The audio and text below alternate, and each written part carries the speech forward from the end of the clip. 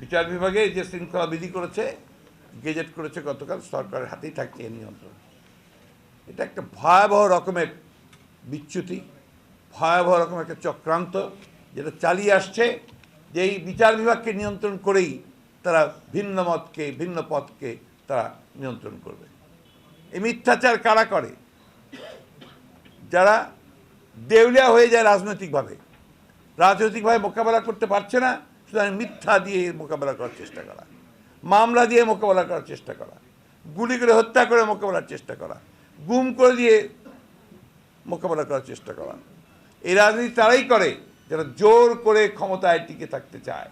আজকে আমাদের সরকারি দলের কোনো বড় বড় ব্যক্তিত্ব, খুব বড় বড় ব্যক্তিত্ব যারা বিদেশেই সময় কাটান বেশিরভাগভাবে, তারা এক এক সময় এসে একটা কথা বলেন, কথাগুলো খেয়াল করবেন। গতবারও 2014 নির্বাচনের আগে এসে বলেছিল যে আওয়ামী লীগ জিতবেই, মনে আছে নিশ্চয়ই আপনাদের? তথ্য আছে।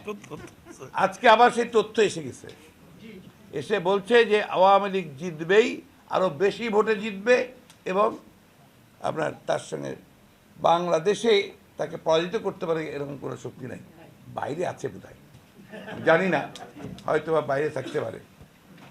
আমাদের প্রশ্ন হচ্ছে যে কোন তথ্যের উপর ভিত্তি করে আপনারা এই কথা বলেন?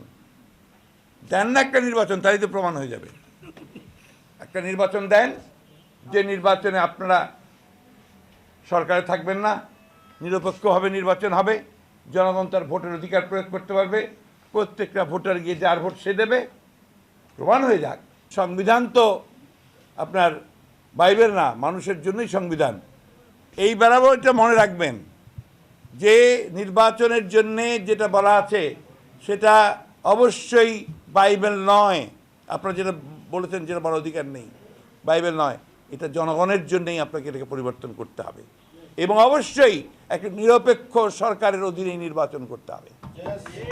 অন্যথায় কখনোই এই দেশের মানুষ সেটা গ্রহণ করবে না।